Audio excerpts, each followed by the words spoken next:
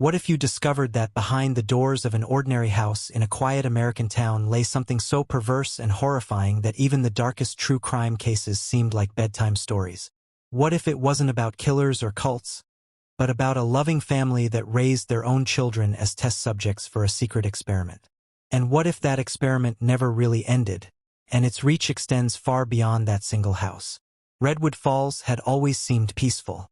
A small Pennsylvania town where mornings smelled of fresh bread from the bakery, children played in empty lots during the day, and in the evenings elderly neighbors sat on porches trading gossip. But that autumn, the quiet cracked. At 2 a.m. sharp, Elm Street began to stir with a strange sound. At first people thought it was cats fighting, then maybe a TV left on. But it came every night. Long, broken cries, like weeping, but too unnatural, as if someone was only imitating a human voice. 80-year-old Lorraine Marsh, who lived across the street, called the police 3 times. "That's not children and not animals," she insisted. "I've lived here 40 years and know every cat and every kid. What comes from the Richardson house isn't from this world." On the morning of October 14th, Officer Claire Miller took the call. 24, fresh out of the academy, she was used to dealing with drunk drivers and petty thefts. She expected another exaggeration from a lonely old woman. But rules were rules, complaints had to be checked. Elm Street was drowning in fog that morning. Wet asphalt glistened from overnight rain. Leaves clung to her boots. House number 217 stood apart. 2 stories, dark wooden siding, windows sealed behind heavy curtains. No toys, no bikes on the porch. It looked abandoned, though everyone knew the Richardson family had lived there for a decade. Claire climbed the creaking steps and knocked. No answer. She knocked again, louder. Inside, something shuffled, like furniture being dragged or objects hidden away. Finally, the door cracked open. A middle-aged woman stood there. Margaret Richardson looked pale, her eyes exhausted, lips dry. She nervously licked them and asked, "What is it?" "Officer Miller, Redwood Falls Police," Claire said. "We've had noise complaints. Neighbors claim there are screams coming from your house at night." "There are no screams," Margaret replied quickly. "Everything is fine." But just then, from deep inside the house, rolled a strange sound. Short, like a sharp intake of breath, but enough to make Claire frown. "It's the television," the woman said, too quickly. "My husband likes to watch movies at night." The door opened wider and Richard appeared. Tall, lean, with a streak of gray in his hair. His eyes were heavy, piercing, the eyes of someone used to control. "We're not breaking any laws," he said flatly. "You should go back to your station." Claire noticed. A fresh scratch on his hand, and a dark stain on his sweater sleeve, like dried blood. The air in the entryway was thick. Damp wood, rot, and something else, sweet, rancid, that twisted her stomach. "I need to be sure no one inside requires help," she said firmly. Richard stepped closer, blocking the hallway. "You're not coming in without a warrant. That's the law." He was right. Claire knew she didn't have enough authority, but she wasn't leaving empty-handed. Her eyes wandered to the photographs on the wall. The family posed in different years, and in each one, the same detail. Margaret held her children in her arms, even when they looked like teenagers. Their smiles seemed forced, their faces oddly vacant. "You have 3 children?" Claire asked. "The oldest is in college, our daughter's in the city," Richard answered. "Only the youngest is home, but he's ill." And then from upstairs came another sound. Not a moan, not a cry, something in between, stretched out, as if someone was trying to mimic a human voice and failing. Margaret flinched. Richard, however, stood still and spoke slowly, almost calmly. "He needs rest. No more questions." Claire realized it was too dangerous to press further. Without a warrant, she couldn't go upstairs, and pushing the man meant losing her chance to return later. She forced herself to back off. "All right, but I'm required to note this visit." Richard nodded, but his eyes gleamed coldly. The door shut sharply, as if the house itself spit her out. Claire walked back to her car. The air was heavy, like before a storm, and inside her everything screamed. Something in that house was terribly, terribly wrong. That evening the fog once again wrapped around the streets. On Elm Street, only a few lamps glowed, their light swallowed by the damp air. The Richardson house stood in darkness, an empty shell. Windows shuttered, yard deserted, not a single sign of life. Yet the neighbors had called again. The cries came in the daytime now, Lorraine Marsh said with a trembling voice. They don't even hide them at night anymore. You can hear it through the windows. Claire parked her car farther down the street to watch. For several minutes she sat, listening. At first silence. Then came a faint scratching, insistent, like nails dragging across wood. And right after, that same long moan she had heard that morning, but stretched, pulled, as if someone's throat was being forced open. She decided to approach.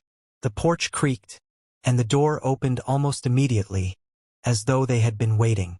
Margaret stood there again. Her face was even paler, her eyes red, like someone who had cried all night. "I told you," she began, but her voice broke. A shadow flickered behind her.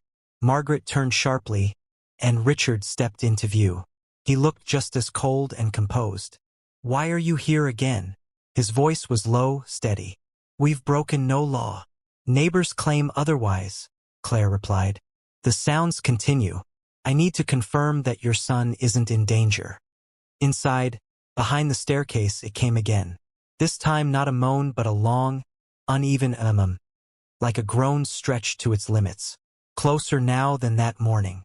Claire stepped forward, toward the stairs. "I want to speak with your son." Richard blocked her path instantly. His face betrayed nothing, but his eyes flashed with ice. "That will not happen. He is ill. He needs rest." Margaret stood to the side, clutching her chest. She seemed to want to speak, but couldn't. For a moment her gaze met Claire's. There was no anger there, only silent pleading. The hairs on Claire's neck rose. The house reeked of damp and something sour, like abandoned hospitals. The atmosphere was so thick it felt like the very air resisted her presence. "I'll be back with a warrant," Claire said firmly. Richard tilted his head slightly, as though studying her like a specimen. "Do as you like," he said, and slammed the door so hard the glass rattled in its frame. Claire remained on the porch, swallowed by darkness and damp.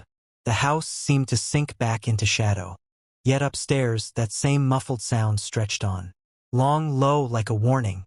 The next morning Claire returned to the house on Elm Street, this time officially, with paperwork authorizing a follow-up check. She still didn't have a warrant, but the stream of complaints was so steady her superiors had no objection to another visit. The sun was just lifting over the hills, mist clinging low to the ground. The Richardson house looked, as always, lifeless. Yet Claire felt certain someone was behind each curtain, watching, waiting for her. She knocked. Silence. Knocked again. Suddenly the door opened just a crack. Margaret stood there. Her appearance was alarming. Hair disheveled, dark circles under her eyes, lips cracked. On her shoulder, an odd dark blotch, like spilled medicine or dried blood. "You should leave," she said almost soundlessly. "There's nothing here for you." But at that moment, from upstairs, came the sound again. Long, muffled, a groan like a pleading animal. A chill ran down Claire's spine. She stepped closer. "Your son needs help. I won't leave until I know he's all right." Margaret's hands clenched so tightly her knuckles turned white. Her eyes darted, as if some war raged inside her. Behind her, Richard appeared again. He wore a buttoned-up shirt to the throat, and his stare locked on Claire, unblinking. "Leave," he said in a low voice. "You have no right to be here." The door began to close. Claire was about to retreat when something unexpected happened. Margaret lunged slightly forward and brushed her elbow. In that instant, something small and hard slipped into the pocket of Claire's jacket. Claire kept her face neutral, forcing herself not to react.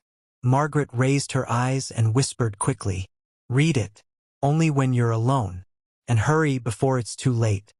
Richard noticed nothing. His gaze stayed fixed on Claire, cold and still. He slammed the door again, leaving her on the porch. Claire walked slowly back to her car. The wind stirred the trees, yellow leaves tumbling across the pavement. She felt the weight in her pocket. A tiny flash drive, wrapped in blue electrical tape. Across the tape, scrawled in red marker, were the uneven letters, "Truth." Her chest tightened. This was no longer mere suspicion. That house was hiding something Margaret was desperate to smuggle out, at the risk of her own life. At the station, Claire sat alone in a small windowless office. She closed the door, switched off her phone, and slid the flash drive into the department laptop. Her heart pounded as though she were about to open a door into her own nightmare. Folders appeared on the screen, each labeled by year: 1999, 2001, 2004, up through 2018. Inside each were text files and photographs. Claire clicked the first one. May 21st, 1999. Today our firstborn, Jonathan, was born. Richard says the experiment must begin immediately. I agreed, though I am afraid. He insists this is science, that we are creating a new generation of humans. I am to record every detail: feedings, sleep, reactions. Jonathan must be the perfect child. Claire frowned. She glanced at the photo attached. A younger Margaret in a hospital bed, cradling a newborn. But Richard's face in the frame looked predatory, satisfied. Not like a father, but like a man proud of a successful trial. She opened the next file. 2001. Jonathan is 2. Normal children no longer need breastfeeding. But our experiment continues. Richard insists. Dependency must be absolute. When I try to wean him, he screams, his body shakes with convulsions. Richard says, "This is right. This is how it must be. He will become special." In the photos, the boy of 2 looked unnaturally still. His eyes glassy, arms limp. Margaret held him in her lap, her smile frozen and lifeless. Claire's fingers went cold. She read on. 2004. Sarah was born. Now there are 2. I am exhausted, my body failing, but Richard forces me to continue. He says the children must be a single chain. I feed them both. Sometimes they stare at me with the same empty eyes. Cannot sleep. I am afraid. The later folders grew darker. Each one detailed dosages of medications, how the children reacted to stimuli, how their behavior shifted. Margaret's entries spoke more and more of fear, yet her submission to Richard's will bled through every line. The photographs were grotesque. The children looked too thin, skin translucent, eyes dull, extinguished. In one, a girl about 10 was posed like an infant, pressed to her mother's chest. In another, a teenage boy with a vacant stare clutched a baby bottle in his hands. Claire slammed the laptop shut, but the images burned into her mind. She stood, pacing the room. The air felt heavy, as if the flash drive itself radiated a toxic weight. At last, she opened the laptop again and clicked the final folder, 2018. The entry was written in a frantic scrawl. Our youngest, Michael, is completely dependent. He cannot eat anything but my milk. When I tried to stop, the hallucinations began, his body breaking into seizures. Richard said, "This is success. Cannot go on. I am dying, but he will not stop. If I refuse, he will continue without me. I must do something." Claire snapped the lid shut. For a second, it felt like the air was sucked from her lungs. This wasn't just abuse. It was a systematic transformation. Children turned into dependent subjects for the sake of one man's obsession. She looked at the flash drive again. The word truth glared back at her in red marker. And this truth could destroy her life. The warrant took 2 days to process. For a small town, that was fast, but for Claire, every hour dragged like a century. She barely slept, replaying the images from the flash drive over and over. Those vacant eyes, those twisted poses, the desperate journal entries where a mother begged to stop yet obeyed. All of it proof that behind the doors of 217 Elm Street, a nightmare still lived. The morning of the raid was cold and clear. The air carried a metallic tang, like the world was bracing for a storm. 2 patrol cars parked at the curb. Another pulled up behind. Claire stepped out first. Her jacket chafed her shoulders. Her hands trembled faintly. The other officers exchanged wary looks. None of them truly knew what they were walking into, but all saw the determination burning in the young officer's eyes. "We do this clean. No improvising," Sergeant Harper said, handing her a copy of the warrant. "If your suspicions are right, this house is a crime scene." Claire nodded. Yet in her gut she knew. They weren't just entering a house. They were about to walk into something alien, grotesque. The gate gave its usual mournful creak. On the porch, frost clung to scattered flyers. Claire knocked firmly. "Police! Open the door." At first silence, then heavy footsteps. The door swung open. Richard stood there, face carved from stone, thin lips, eyes stabbing into Claire like needles. "You have no right. We have a warrant." Claire cut him off, raising the document. "Step aside." He didn't move. There was no fear in his gaze, only a strange calm, almost mocking. But behind him, Margaret appeared. Her hands trembled. She looked as if she had been waiting for this moment. The officers pushed past Richard and swept into the house. The smell hit immediately. A choking mix of mildew, metal, and something sweet, rancid. The entryway was dim, curtains still drawn tight. "Clear room's perimeter first," Harper ordered. Claire climbed the stairs. Each step thudded, as though the floor resisted. At the end of the hallway, a door was locked. From behind it came faint whimpering. "Open up! Police!" Claire shouted. The reply was a thin, pitiful sound, more moan than voice. Harper rushed up with a pry bar. One strike, the door burst open. Inside, on a narrow bed by a barred window, lay a boy, or rather, something between a boy and a child. His body was emaciated, skin so pale it looked translucent. His eyes were wide but vacant. He was 18, Claire knew that from the files, but he looked 12. He tried to raise a hand, made a noise that sounded like sobbing, but no words, only that dragging mmm, the sound she had heard before, now painfully close. The officers froze. Even Harper, hardened by years of service, faltered. "Michael Richardson," Claire whispered. "My God! What did they do to you?" The boy shut his eyes, as if even breathing had become too exhausting. Then commotion erupted downstairs. The officers had found the basement. Claire descended after them. The door was locked with 2 heavy bolts, but they forced it open. The stench of chemicals spilled out. The stairs led into half-light. Below, the nightmare became flesh. Metal tables lined the walls. On them, vials, old medical equipment, logbooks. In the corner, a humming refrigerator packed with drugs. On one table lay a journal, observation log. The handwriting matched the files. Photographs. Dozens of photographs. Children, not just Richardson's. Lifeless faces, empty eyes. On the backs, names, ages, and coded markings. "Jesus," one officer muttered. "This isn't just one family. This is a program." They brought Richard down. He didn't resist. His face was calm, even proud. "You don't understand," he told Claire. "You think you're saving children? No, you're destroying the future. I created a method of absolute loyalty. Obedient children, obedient adults. You won't stop me, ever." Margaret, unlike him, looked relieved, as if a weight had lifted. As she was led to the car, she whispered to Claire, "I always knew someone would come. Thank you."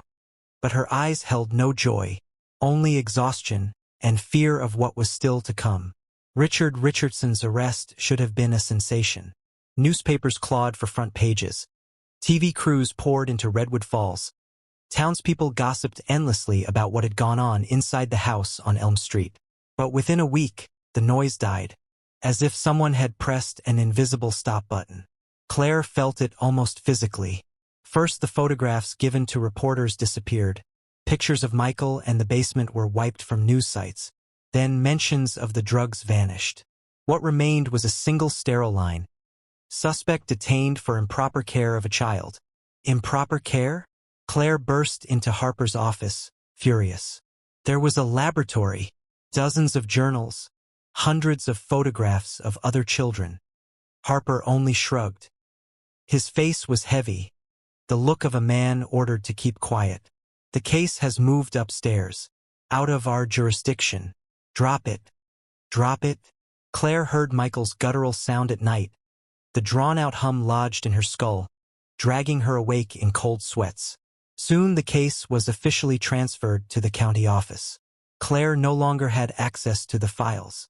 Even the flash drive was seized for federal investigation. A few days later, the police chief called her in. His office smelled of tobacco and old paper. "Miller," he began, avoiding her eyes. "A decision's been made to reassign you.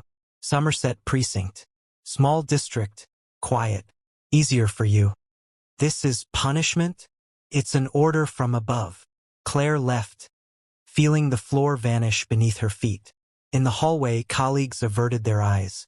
No one wanted to be tied to the Richardson case. She went home at 3 a.m., sat at her kitchen table, staring into the dark. It felt like she had touched something forbidden, and now a black shadow followed her. The next day she tried to see Margaret, held in the local jail. But the guard said, "Mrs. Richardson's been transferred." "Where to? That's classified." Claire clenched her jaw. That evening she searched for articles again. All she found was the same short notice. Redwood Falls resident arrested on domestic violation. Nothing about the program. Nothing about Michael. As if everything she had seen with her own eyes was only a dream. But Michael had been real. His trembling hands, his vacant stare, his throat uttering those inhuman sounds. And those photographs, other children, other families. Someone was erasing the trail. Someone far stronger than the local police. Sitting in her car, Claire stared at the darkening horizon.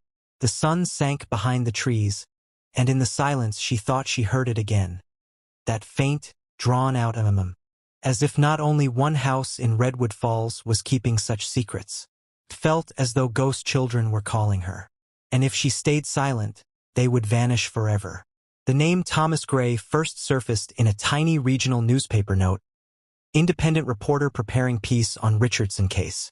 To most, it looked like cheap speculation, since officially the investigation was barely covered. But Claire felt her pulse quicken. If someone else was digging, it meant the trail hadn't been erased completely. Thomas Gray was known in certain circles as a man threatened more often than quoted. In the past, he had exposed corruption in medical facilities, written about missing teens in Ohio, and probed military contracts where money vanished into shadows. Major outlets rarely published him, too dangerous, too many enemies. But his blog was read by those who wanted truth under layers of official lies. Claire met him one evening at a small roadside cafe. He was taller than she expected, with a rough beard and eyes that burned with both fire and fatigue. "Officer Miller?" he said, sliding into the booth, recorder already on. "You realize this conversation could cost us both our careers. And for you, your badge?" "I've nearly lost it already," Claire replied. She told him everything. The visits, the sounds, the flash drive, the boy locked in the room, the basement with its photos. Thomas listened silently, scribbling notes. When she finished, he said, "Amazing how closely your words match what I received last week." From his bag, he pulled a slim folder. Inside were printed emails from an anonymous source. Dated 2019, they described a program codenamed X27. The files spoke of a substance that induced dependency and obedience without physical contact. "See here," Thomas pointed at a line. "They mention family core methodology. A mother as the control center, children as perfect subjects. Ring a bell?" Claire felt blood throb in her temples. Everything lined up. Richard's experiments weren't just his private obsession. He had been part of a system. "But where did this come from?" she asked. "The source claims the project started in the 90s, hidden under private initiatives. Supposedly shut down, but..." Thomas smirked. "These projects never shut down. They just go deeper underground. He said he'd tried to find other victims. In missing persons archives, odd patterns emerged. Runaways and abducted teens from troubled homes, all within a few hundred miles of research centers tied to the military. You think Richardson was the only one? Thomas leaned closer. I have reason to believe there are dozens of such families, each hiding their own private hell. Claire clenched her fists. If that's true, they've gone too far. Thomas gave a tired smile. The truth is, what they really want is scale. Imagine not one child, but an entire town where people are dependent on a substance or an idea. Imagine a society where obedience isn't enforced, it's inescapable. The words rang in Claire's head. She saw Michael's vacant stare, burned into her memory. That image morphed into a vision of a crowd, hundreds of eyes just as empty, looking at nothing. I can't stay silent, she whispered. Neither can I, Thomas answered. That night they agreed to work together. Claire would share everything she remembered and documented. Thomas would draw on his sources. The official case was smothered, but another one was beginning, unofficial, dangerous, nearly hopeless. Driving home, Claire thought she saw dark silhouettes in her rearview mirror, a car trailing her. She turned sharply down an alley. The car vanished, but the unease lingered, and Thomas already knew they would be watched, and if they kept going, there would be no way back. Thomas didn't find him through databases or police archives. The trail led to a rundown motel on the outskirts of Pittsburgh, where a man had been renting a room for years under a false name. The papers were fake, the work irregular, construction gigs, odd jobs. But the face matched the photographs from Margaret's archives. The Richardsons' eldest son, Jonathan. When Thomas knocked, silence hung first. Then footsteps, and a man in his 30s cracked the door open. His eyes were bloodshot, his skin pale, dark shadows underlining them. He looked older than his years, like someone who had lived 2 lives. I know who you are, he said instead of greeting. You're a journalist, and you're looking for answers. Yes, but without you there aren't any, Thomas replied. They sat on a battered sofa while highway noise leaked in through the window. Jonathan chain-smoked, hands trembling though his voice stayed steady. My childhood. He gave a bitter laugh. It smelled of medicine and sweat. I never ate real food. Milk. Always milk. Sometimes laced with chemicals. When I tried to stop, the convulsions came. My head split open, the world shook. I was chained to my mother like a dog. Not to her, really, but to what she carried inside me. Dependency. He dragged on his cigarette, smoke veiling his face. I tried to run at 15. Hid out with friends for 3 days. By the second day, I couldn't stand. My hands shook, my ears rang. I came back on my own. That's when I knew I wasn't free. I was an experiment. Thomas kept silent, letting the words spill. I saw my father's journals, Jonathan continued. He never hid them. To him, we weren't children, we were subjects. He was proud he'd found a way to grow perfect obedience. He said one day whole generations would be built this way, that people would be grateful they couldn't resist. And your brother and sister? Thomas asked carefully. Sarah tried to fight. She hid food, tried to eat something normal. But father noticed. That was the end. She broke. I saw her eyes go empty. Michael, the youngest, he was the weakest. He never knew anything but mother. I ran for good when I realized otherwise I'd die.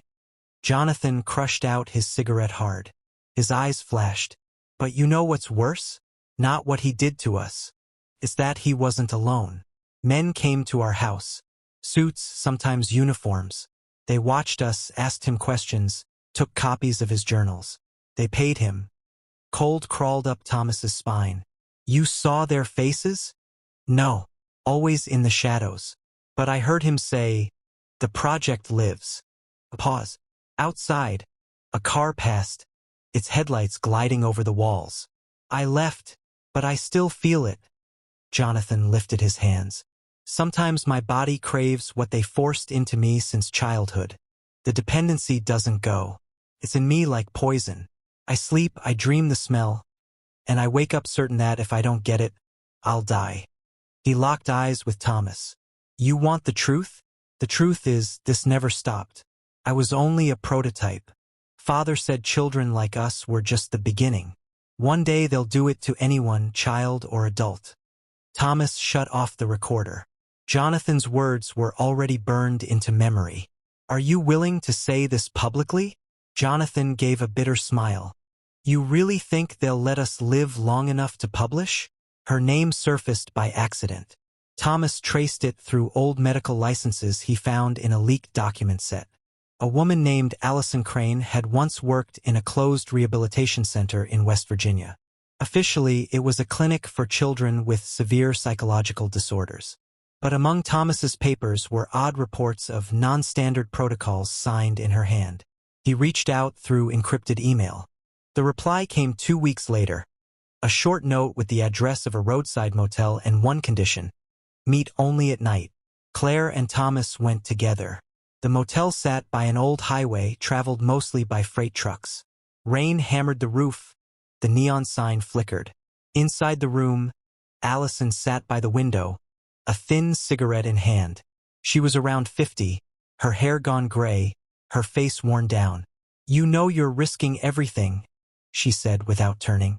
I had to disappear because they watched every step I took. We only know what we've seen, Claire replied. Tell us what really happened. Allison was silent for a long while. Then she spoke, her voice low. They called it Program X-27.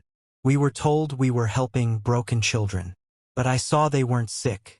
They came from ordinary families, sometimes straight from their homes, sometimes from foster care. They all had one thing in common: an artificially created dependency. She took a drag, exhaled smoke. We gave them the drug. Tiny doses mixed into food or water. At first, the child would feel anxiety without a specific source. Then, when the dependency object, usually the mother or a female caretaker, was near, the anxiety vanished. Over time, that bond became the only way they could survive. Without it came hallucinations, hysteria, seizures. Claire's face went pale. It matched exactly what she had seen in Michael. This drug? Thomas asked. What is it? Codename X-27. At first it was liquid. Later a powder that could be added to a whole town's water supply. I overheard doctors joke. Imagine releasing X-27 into the tap water. An entire community made perfect. No riots, no rebellion. She fell silent, covering her face with a hand. I tried to quit back then, but they watched. 2 colleagues vanished after speaking out too loudly. I realized if I wanted to live, I had to disappear. Thomas switched on his recorder. You understand, your words are key. This confirms the program exists. Allison gave a bitter laugh. Confirmation? You think they'll let you publish this? They work quieter than you can imagine. While you're talking to me, they already know we met. Just then, headlights swept against the window. A car passing by. Allison flinched, stubbed out her cigarette. You don't have much time. If you go further, know this: the program is alive. And it's closer than you think. Claire glanced at Thomas. His face was pale, but his eyes burned. We have to keep going, he said. Even if they're watching. Thomas knew he was being watched. His phone began to glitch, his blog loaded slowly, and a dark car without plates sat on the lot near his apartment almost every night.